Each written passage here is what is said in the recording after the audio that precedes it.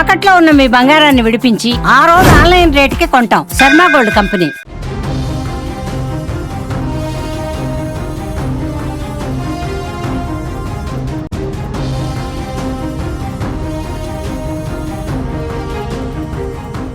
Yes, మీరు చూస్తున్నారు Suman TV live ప్రత్యక్ష ప్రసారం ద్వారా.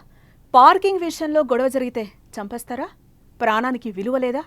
చిన్న లొల్లికే ప్రాణం తీస్తారా? కూర్చొని మాట్లాడితే పరిష్కారం దొరికే గొడవకు విలువైన ప్రాణాలు తీయడం దేనికి? మనుషులకు ఎందుకింత క్రూరంగా మారుతున్నారు? అసలు గతంలో ఎన్నడూ చూడని విధంగా నిత్యం ఒకటే తరహా ఘటనలు వెలుగు చూస్తూ ఉన్నాయి. చిన్న వివాదాలకే చంపేస్తున్నారు. హైదరాబాద్లో జరిగిన ఓ దారుణం చూస్తే విస్మయానికి గురి చేస్తోంది. కారుపై గీతలు పడ్డాయని ఓ వ్యక్తి ప్రాణాన్ని తీసేశాడు. చైతన్యపురి పోలీస్ స్టేషన్ పరిధిలోని కొత్తపేట ప్రాంతంలో వైష్ణవి రుతిక అపార్ట్మెంట్లో జరిగింది ఈ ఘటన. కాకపోతే ఈ గొడవ ఆలస్యంగా వెలుగులోకి వచ్చింది. గండ్ర నాగిరెడ్డి 13 ఏళ్లుగా తన కుటుంబంతో కలిసి అదే అపార్ట్మెంట్లో నివాసం ఉంటున్నాడు. అయితే మే 21వ తేదీన అదే అపార్ట్మెంట్లోని ఫ్లాట్ నెంబర్ 402 402లో అద్దెకుంటున్న సూరి కామాక్షి ఇంటికి ఆ మల్లుడు కృష్ణా జీవాజీ వచ్చాడు. ఆయన తన కారును అపార్ట్మెంట్ ఆవరణలో పార్క్ చేసి ఉంచాడు. అంతలో గండ నాగిరెడ్డి బయట నుంచి వచ్చి తన కారును కృష్ణ కారు వెనక నిలిపాడు. కృష్ణా జీవాజీ తిరిగి వెళ్లేందుకు కిందికి రాగా తన కారుపై గీతలు కనిపించాయట. కారుపై గీతలు పడ్డానికి నాగిరెడ్డే కారణమని భావించిన జీవాజీ అతన్ని కిందకు పిలిపించి దాడి చేశాడు. ఈ దాడిలో గండ్ర నాగిరెడ్డి అక్కడికక్కడే కుప్పకూలి ప్రాణాలు వదిలేశాడు.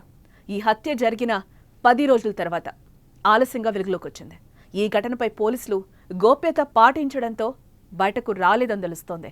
ఈ గొడవలో ప్రాణాలు కోల్పోయిన నాగిరెడ్డి ఉమ్మడి ఖమ్మం జిల్లా సత్తుపల్లి మండలం నారాయణపురం గ్రామానికి చెందినవాడుగా తెలుస్తోంది. నగరానికి వలస వచ్చి రియల్ ఎస్టేట్ వ్యాపారం చేస్తున్నాడు నాగిరెడ్డి. ఇప్పుడు ఊహించని విధంగా పార్కింగ్ గొడవలో ప్రాణాలు కోల్పోవడం అతడి కుటుంబాన్ని తీవ్ర విషాదం కమ్మేసింది.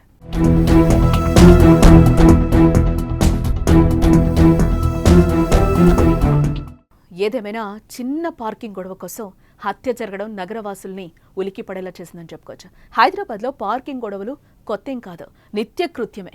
శరవేగంగా విస్తరిస్తున్న హైదరాబాద్ నగరానికి పార్కింగ్ అతిపెద్ద సమస్యగా మారిందని ఇక్కడ ఖచ్చితంగా చెప్పుకోవాలి. హత్య జరిగిన తర్వాత సకల సౌకర్యాలతో అందంగా ఇల్లులు కట్టుకుంటున్నారు. లిఫ్ట్తో సహా అన్ని హంగులు ఉంటున్నాయి. ఆ అపార్ట్మెంట్స్కి అయితే ఏంటి, ఇండివిజువల్ హౌసెస్కి అయితే ఏంటి, కానీ పార్కింగ్ ఒక మాత్రం ప్లేస్ ఉండడం లేదే. చుట్టం వస్తే ఇంట్లో ఉండేందుకు ప్లేస్ ఉంటుందేమో, కానీ ఇంటి బయట వాహనం పార్కింగ్ చేయడానికి మాత్రం స్థలం ఉండదు. ఈ లోపలే మధ్యలో గొడవలు. ఎదురింట్లో వాళ్ళు, పక్కింట్లో వాళ్ళు అందరూ వచ్చి ఒకటే నానా హడావిడి గొడవలు. అందుకే పార్కింగ్ కోసం గొడవలు జరిగి ఇలా ప్రాణాలు పోతున్నాయని చెప్పుకోవచ్చు.